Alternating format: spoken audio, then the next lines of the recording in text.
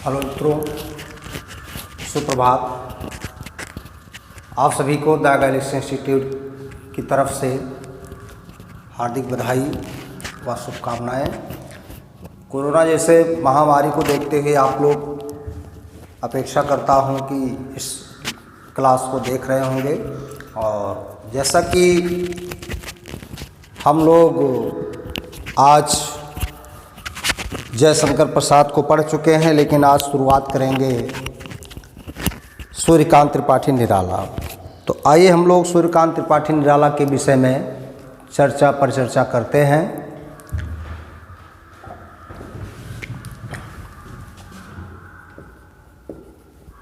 सूर्यकांत त्रिपाठी निराला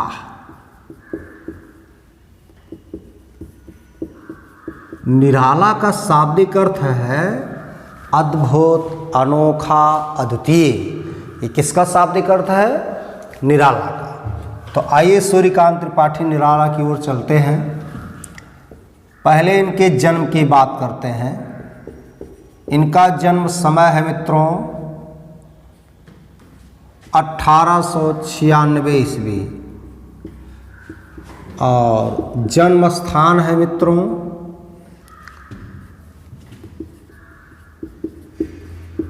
मेदिनीपुर। वहाँ का स्थान है महिषादल। और ये है कहाँ? पश्चिम बंगाल में। तो इस तरह से इनका जो जन्म हुआ वो 1896 ईस्वी में हुआ था। और जन्म स्थान क्या है? मेदिनीपुर, महिषादल, पश्चिम बंगाल है। आइए इनकी मृत्यु की बात करते हैं। इनका मृत्यु हुआ 1961 ईस्वी में। ध्यान दीजिएगा, इनका मृत्यु स्थान देख लिया जाए। मृत्यु स्थान इनका है इलाहाबाद। कहाँ है? इलाहाबाद। तो जैसा कि मित्रों इनका जन्म समय है 1896 ईस्वी और जन्म स्थान मेदिनीपुर, महिषादल यानी पश्चिम बंगाल। मृत्यु समय रहा इनका 1961 ईस्वी और मृत्यु स्थान क्या रहा मित्रों? इलाहाबाद रहा। तो इस तरह से इनके जन्म और मृत्यु से संबंधित बात हो गई। ध्यान दीजिएगा, इनके बचपन का नाम क्या था? इनके बचपन का नाम था मित्रों सूर्य कुमार। इनके बचपन का क्या नाम था? सूर्य कुमार नाम था। ऐसा इनको माना जाता है। अब ध्यान दीजिए, उसे सूर्य कुमार से बाद में नाम पड़ा सूर्यकांत पड़ा। इस तरह से सूर्य कुमार इनके बचपन का नाम था। ध्यान दीजिएगा, इनके पिता का नाम क्या था? राम सहाय त्रिपाठी नाम था। क्या नाम था मित्रों? राम सहाय त्रिपाठी। और इनकी पत्नी कौन थी? यानी निराला की पत्नी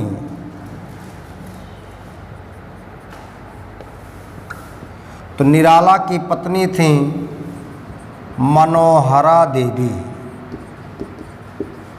तो निराला की पत्नी कौन थी? मनोहरा देवी। ध्यान दीजिएगा, निराला की एक पुत्री थी जिसका नाम था सरोज। क्या नाम था? सरोज नाम था। ध्यान दीजिए, इनके आध्यात्मिक गुरु कौन थे?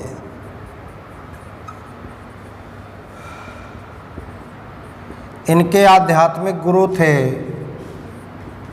स्वामी विवेकानंद।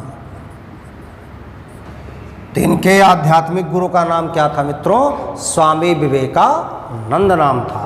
अब ध्यान दीजिएगा, बहुत महत्वपूर्ण बातें हैं। जन्म समय 1896, जन्म स्थान मेदिनीपुर, महिषादल, पश्चिम बंगाल में है।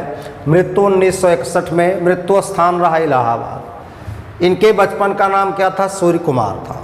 पिता का नाम राम सहाय त्रिपाठी, पत्नी का नाम मनोहरा देवी और इनकी एकमात्र पुत्री थी जिसका नाम सरोज था। और आध्यात्मिक गुरु कौन थे? स्वामी विवेकानंद थे। ध्यान दीजिएगा, ये किस दार्शनिक मत से प्रभावित थे?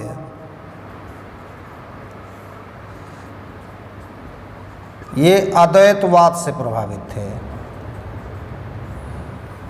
अद्वैतवाद किसने चलाया था, यानी इसके प्रवर्तक कौन थे? अद्वैतवाद के प्रवर्तक थे शंकराचार्य। तो शंकराचार्य के द्वारा जो चलाया गया अद्वैतवाद था उससे ये प्रभावित थे, इसलिए दार्शनिक मत को मानने वाले जो थे वो निराला किसको मानते थे? अद्वैतवाद को मानते थे। इस तरह से ये पॉइंट हो गए निराला से संबंधित जीवन परिचय से। अब ध्यान दीजिएगा, निराला के विषय में कुछ विद्वानों का मत है, विचार है। आइए उस विचार को भी हम लोग जानते हैं। अपेक्षा करता हूं कि इनके जीवन परिचय से संबंधित कुछ बातें आप लोग समझ गए होंगे। निराला नाम ऐसे नहीं पड़ा मित्रों।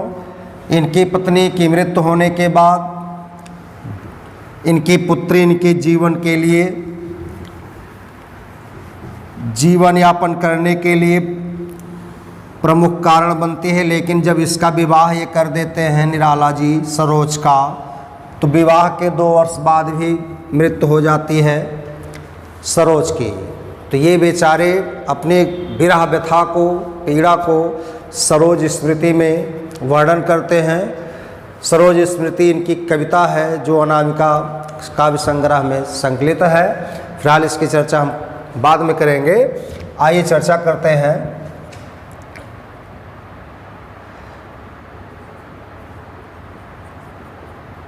निराला के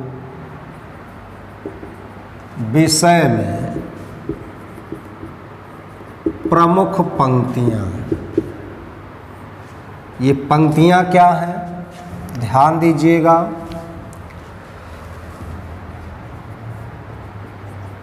निराला को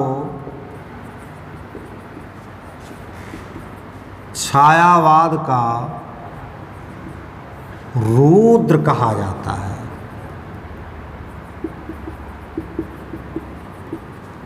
मित्रों, अगर आपसे कोई पूछ ले छायावाद का रुद्र कौन है, तो छायावाद का रुद्र, रुद्र माने शिव, तो शिव के रूप में जाने माने कौन है? निराला जी हैं। अगला पॉइंट,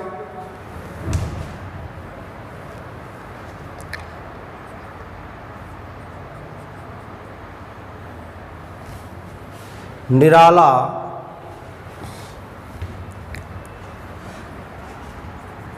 को नामवर सिंह ने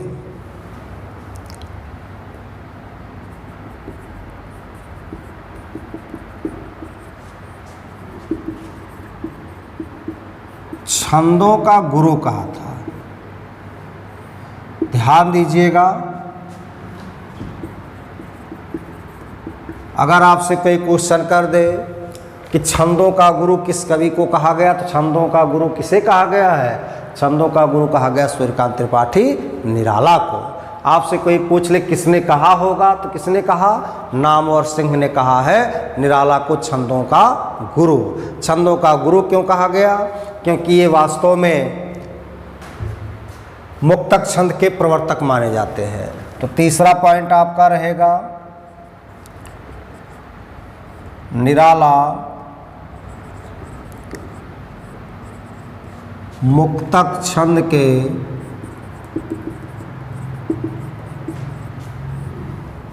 प्रवर्तक थे। तो निराला को मुक्तक छंद का प्रवर्तक भी माना जाता है, ये भी महत्वपूर्ण तथ्य है।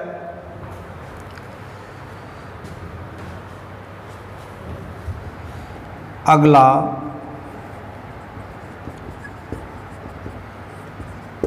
सुमित्रानंदन पंत ने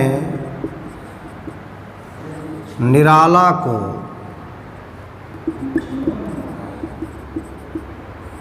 संवेदनाशील इंद्रिय बोध का कवि या संवेदनशील इंद्रिय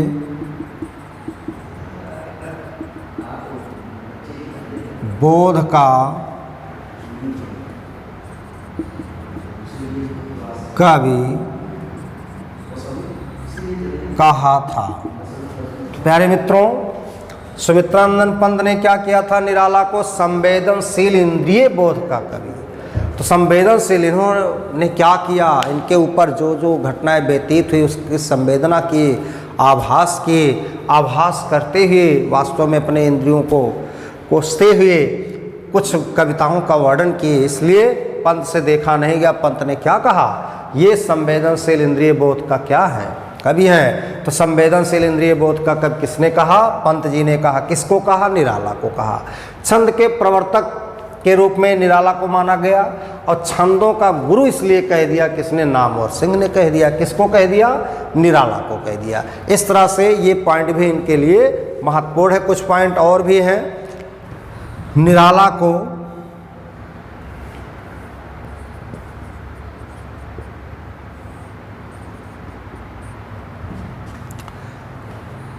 वसंत का अग्रदूत कहा जाता है।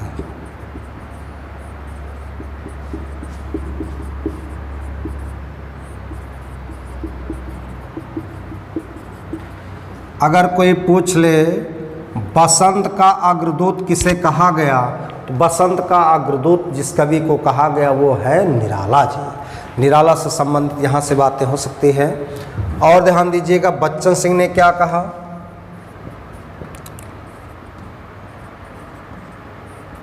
डॉक्टर बच्चन सिंह ने निराला को छायावाद का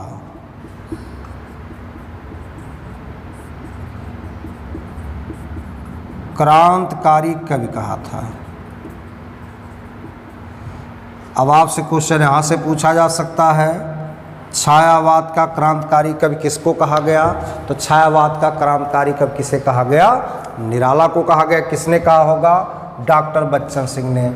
इस तरह से निराला को छायावाद का रुद्र भी कहा जाता है। निराला को नामवर सिंह ने छंदों का गुरु भी कह दिया। निराला मुक्तक छंद के प्रवर्तक थे। सुमित्रानंदन पंत ने निराला को संवेदनशील या इंद्रिय बोध का कवि भी कहा था और निराला को बसंत का अग्रदूत कहा जाता है। डॉक्टर बच्चन सिंह ने निराला को छायावाद का क्रांतिकारी कवि भी कहा था। और भी कुछ पॉइंट हैं, आइए चर्चा कर देते हैं सूर्यकांत त्रिपाठी निराला से। तो 6 पॉइंट ये क्लियर कर लीजिएगा आप लोग। 7वां पॉइंट आइए लिखते हैं, इनसे भी संबंधित कुछ बातें हो जाती हैं, चर्चा पर चर्चा होनी चाहिए।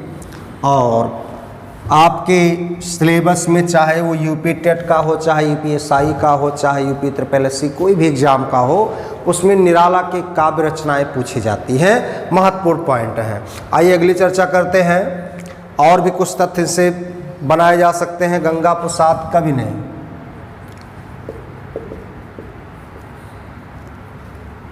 गंगा प्रसाद पांडेय ने निराला को महाप्राण कवि भी कहा था। तो गंगा प्रसाद पांडेय ने निराला को कैसा कहा था, महाप्राण कवि कहा था। ये भी क्वेश्चन पूछा जा सकता है कि छायावाद में महाकवि कवियों में कौन आता है, महाप्राण कवियों में कौन आते हैं, निराला जी आते हैं। अत्यंत महत्वपूर्ण शब्द हैं। अगला देखते हैं, महादेवी वर्मा ने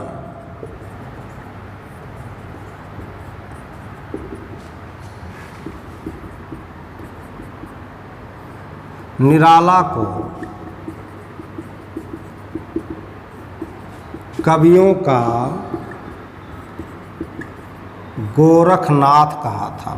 ये भी क्वेश्चन आ सकता है कि कवियों का गोरखनाथ किसे कहा जाता है, तो महादेवी वर्मा ने निराला को कवियों का गोरखनाथ कहा था। ये भी महत्वपूर्ण शब्द है, यहाँ से भी क्वेश्चन किया जा सकता है, जानकारी आपको होनी चाहिए। अगला पॉइंट,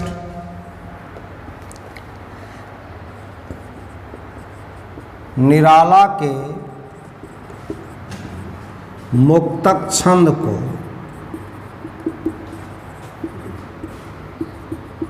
कुछ आलोचकों ने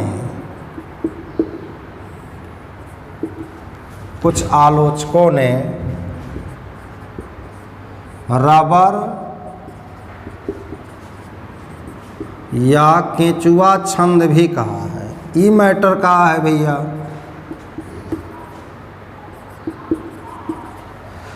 रबर को जैसे फैलाइए सिकुड़ जाता है। ध्यान दीजिएगा, केंचुआ भी कभी घट जाता कभी बढ़ जाता। कहने का तात्पर्य है इनका जो मुक्तक छंद था उसमें ये नहीं पता होता था कौन चरण कितना बड़ा हो जाएगा, कौन चरण कितना छोटा हो जाएगा। इसलिए निराला के मुक्तक छंद को आलोचकों ने क्या कहा, इनके छंद तो रबर और केंचुआ हैं। तो कहने का तात्पर्य है जो मुक्तक छंद है क्वेश्चन एग्जाम में पूछा जाता है कि बताइए किस छंद को रबर या केंचुआ छंद कहा गया है। तो मुक्तक छंद को, और किसके मुक्तक छंद को, निराला के मुक्तक छंद को। यहाँ से भी जानकारी आपको होनी चाहिए। अब आप चलते हैं अगले पॉइंट की तरफ।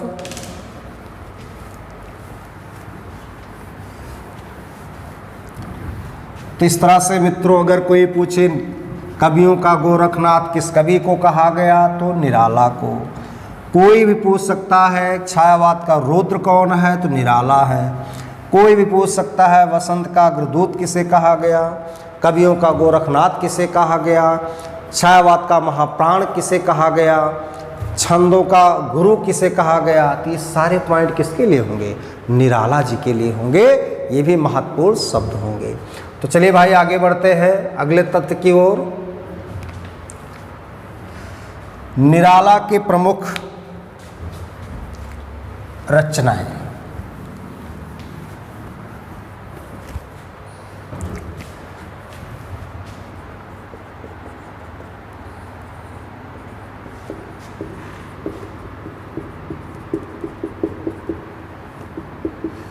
देखिए इनकी रचनाओं को कई भाग में बांटेंगे। इनके रचनाओं को हम काव्य संग्रह, कविता, नाटक, कहानी इत्यादि विधाओं में बांटते हैं। तो आइए पहले देखते हैं निराला के प्रमुख पत्र।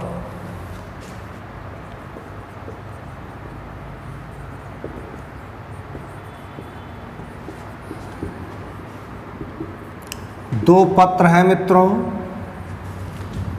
एक का नाम है समन्वय और एक का नाम है मतवाला। बहुत महत्वपूर्ण पॉइंट है। इनके दो पत्र थे, एक पत्र का नाम समन्वय था, एक पत्र का नाम क्या था, मतवाला था। ध्यान दीजिएगा, यहाँ से भी क्वेश्चन किया जा सकता है। समन्वय और मतवाला इन पत्रों का संपादन किसने किया था सबसे पहले, बाद में ये जुड़े। तो ध्यान दीजिएगा 1922 ईस्वी में माधवानंद ने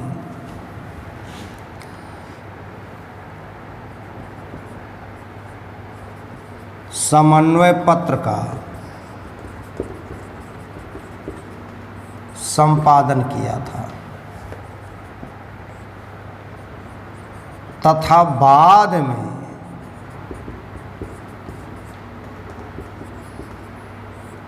निराला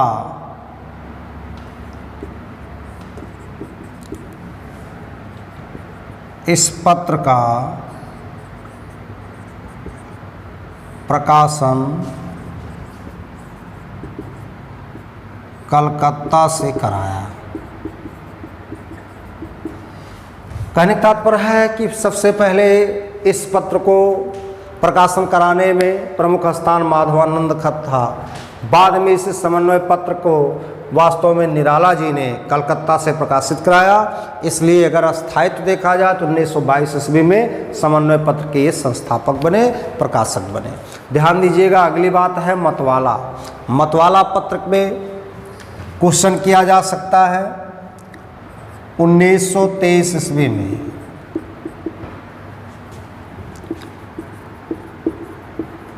महादेव प्रसाद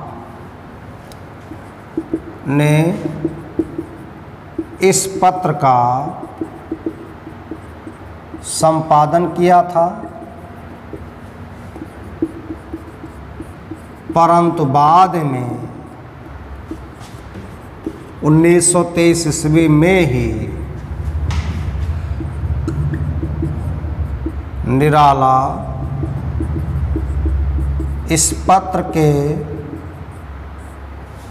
अस्थाई प्रकाशक बने। तो ध्यान दीजिएगा, मतवाला और समन्वय यही दो मुख्यतया इनका पत्र है। इसी पत्र के माध्यम से अपनी कविताओं का भी प्रकाशन करवाते थे।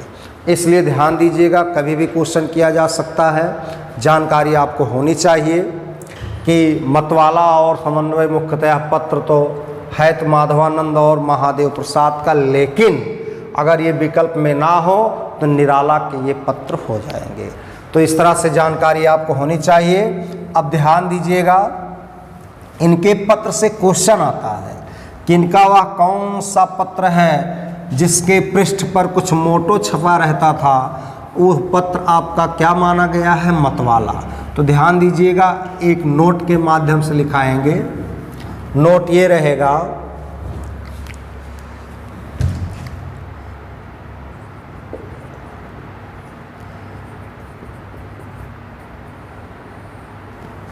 निराला अपने पत्र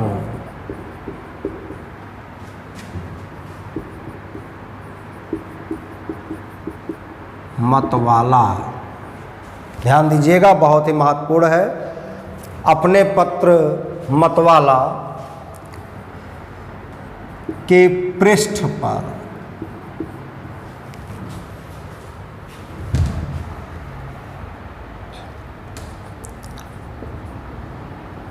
लिखे थे। क्या लिखे थे? यही क्वेश्चन आता, बहुत ही महत्वपूर्ण है। अमीय गरल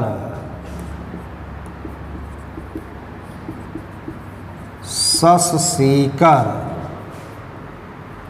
रविकर,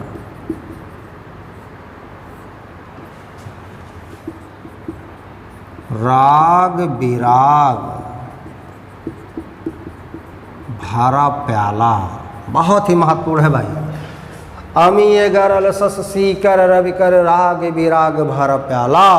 पीते हैं जो साधक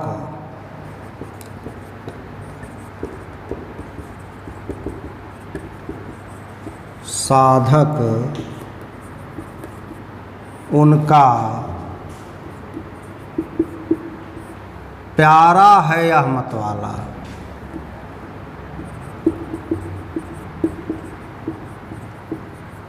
तो ध्यान दीजिएगा सज्जनों, क्वेश्चन आता है कि निराला ने अपने पत्र के मुख्य पृष्ठ पर क्या लिखा था, क्या एक मोटो के रूप में छपाया था। तो उसमें यही छपाया था, अमीय गरल ससी कर रविकर, राग बिराग भर प्याला। पीते हैं जो साधक उनका प्यार है यह मतवाला। बहुत ही महत्वपूर्ण है। और ध्यान दीजिएगा,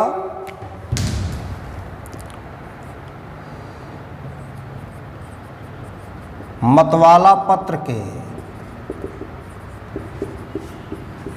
दूसरे पृष्ठ पर छपा रहता था।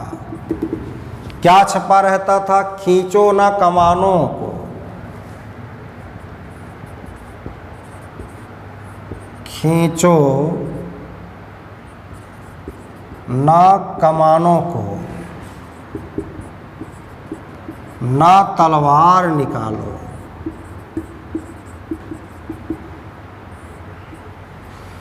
खींचो ना कमानों को, ना तलवार निकालो, और जब तोप हो मुकातिब तो अखबार निकालो। जब तोप हो मुकाबित तो अखबार निकालो।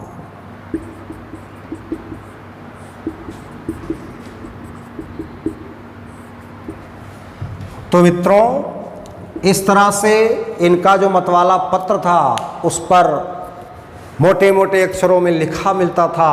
मुख्य पृष्ठ पर अमीय गरल सस सीकर रविकर, राग बिराग भरा प्याला। पीते हैं जो साधक उनका प्यार है यह मतवाला, ये छपा रहता था। और उसके दूसरे पृष्ठ पर मोटे मोटे अक्षरों में लिखा रहता, खींचो ना कमानों को, ना तलवार निकालो, जब तोप हो मुकाबिद तो अखबार निकालो, ये इनके लोगों के रूप में कार्य करता था। अगला पॉइंट देखते हैं मेरे प्यारे मित्रों।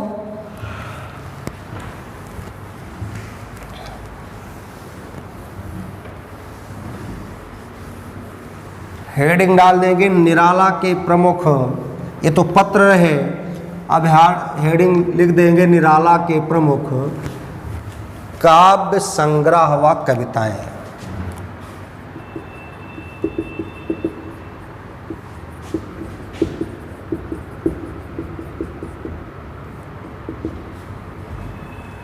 ध्यान दीजिएगा, एक नोट के माध्यम से लिखाएंगे, ये भी क्वेश्चन आता है, बहुत ही अद्वितीय क्वेश्चन है, इसको अंडरलाइन करके आप लोग लिख दीजिएगा कहीं पर।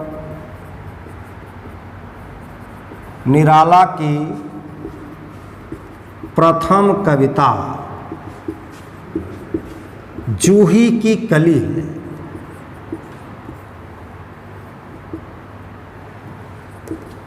कभी भी क्वेश्चन किया जा सकता है निराला की प्रथम कविता कौन है, तो निराला की प्रथम कविता कौन है मित्रों? जूही की कली है। बहुत ही महत्वपूर्ण है, पूछा जा सकता है आप सबसे क्वेश्चन। जबकि अंतिम कविता क्या है?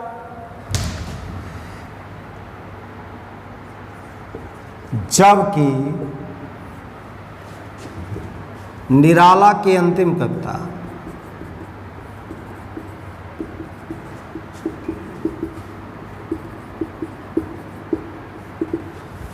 कविता पत्रोत्कंठित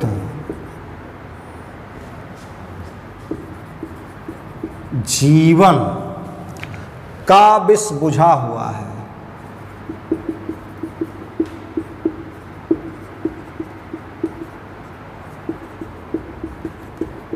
ध्यान दीजिएगा, इतनी लंबी कविता है ये। अब ध्यान दीजिएगा, बहुत ही महत्वपूर्ण है मित्रों। क्वेश्चन किया जा सकता है निराला की प्रथम कविता कौन है? जूही की कली है। पूछा जा सकता है कि निराला की अंतिम कविता कौन है? तो अंतिम कविता है पत्रोत्कंठित जीवन का विष बुझा हुआ। ये तो कविता हो गई। अब काव्य संग्रह देख लिया जाए। तीसरा पॉइंट, निराला का प्रथम काव्य संग्रह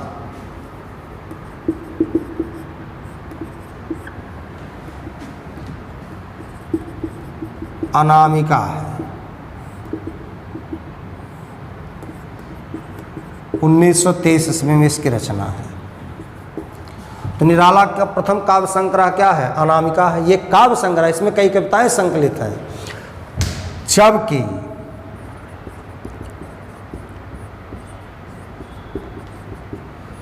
निराला का अंतिम काव्य संग्रह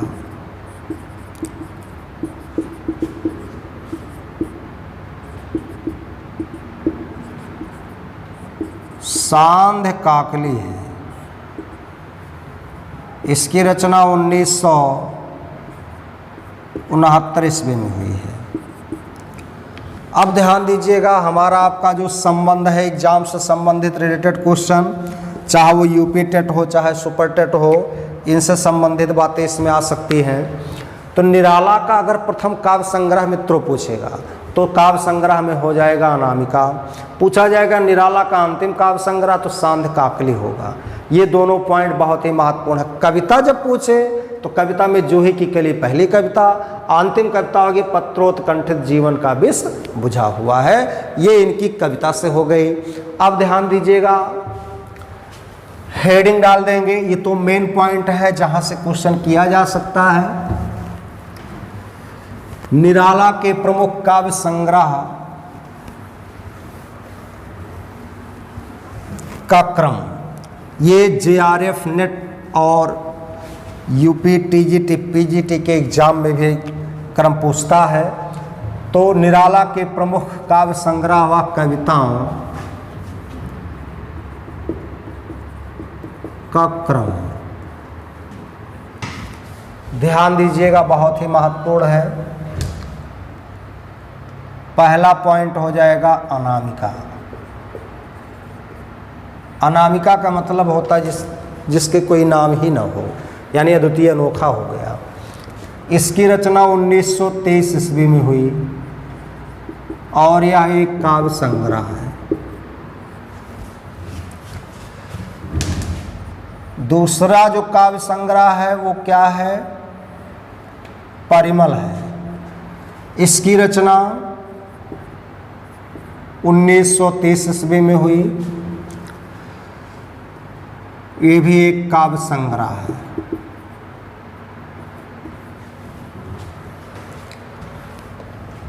अगला है गीतिका। 1936 ईस्वी में इसकी रचना हुई। कुछ लोग काव्य संग्रह मानते हैं, कुछ लोग इसको कविता केवल मानते हैं, ध्यान दीजिएगा। अगला है तुलसीदास।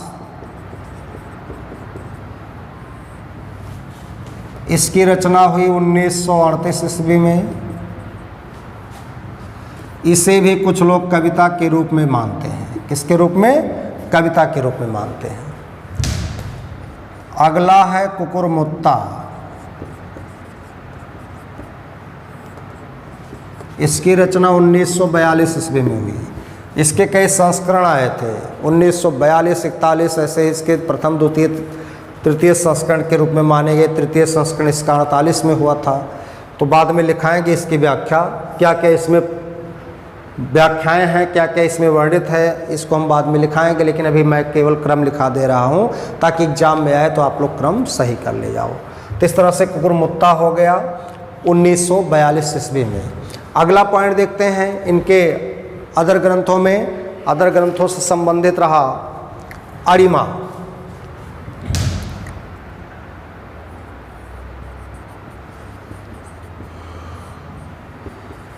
उन्नीस 1943 ईस्वी में है। ये भी एक काव्य संग्रह है।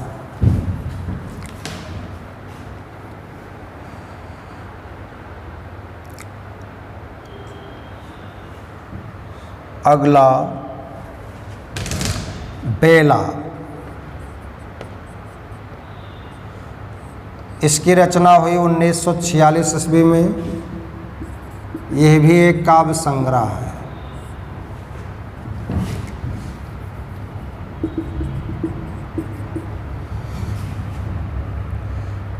अगला है नए पत्ते। ये भी क्वेश्चन बहुत बार आया हुआ है। इसकी भी रचना 1946 ईस्वी में हुई। ये भी काव्य संग्रह ही है, ध्यान दीजिएगा।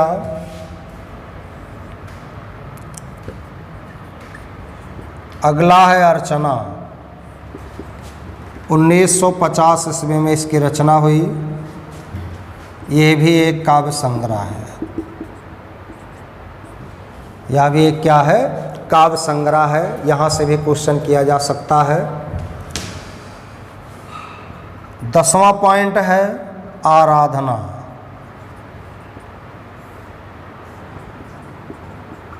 उन्नीस 1953 ईस्वी। यह भी एक काव्य संग्रह है।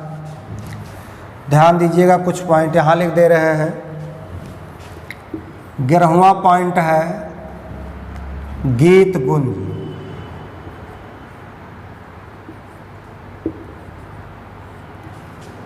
गीत गुंज भी एक काव्य संग्रह है। इसकी रचना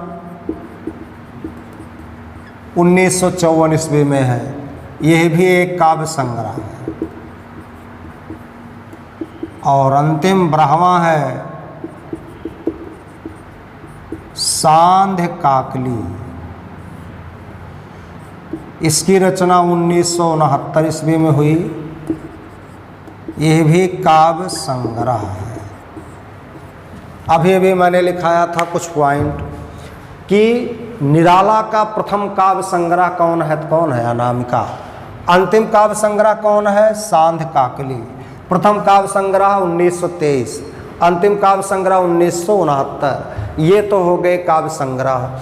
इन काव्य संग्रहों में 3 ऐसी रचनाएं हैं जो कुछ लोग कहते हैं इस कविता के रूप में, जैसे गीतिका को कविता माने हैं तुलसीदास को, और व्यंग्यात्मक कविता के रूप में इसको भी माने हैं कुकुरमुत्ता को। तो इस तरह से 3 इनकी कविताएं मुख्यतया हो जाती है, लंबी कविताएं होती हैं। और ध्यान दीजिएगा, अगर क्रम से पूछा जाएगा, क्रम में आपके देखिए यही पॉइंट है। तो अनामिका, परमल, ये दोनों एकदम महत्वपूर्ण काव्य संग्रह, इनसे क्वेश्चन आता है, इसमें कौन कौन कविताएं संकलित हैं तो जानकारी होनी चाहिए। तो अनामिका, परमल, गीतिका, तुलसीदास, कुकुरमुत्ता, अरिमा, बेला, नए पत्ते, अर्चना, आराधना, गीतपुंज, सांध काकली, ये प्रमुख इनके क्या हो जाएंगे मित्रों, काव्य संग्रह हो जाएंगे।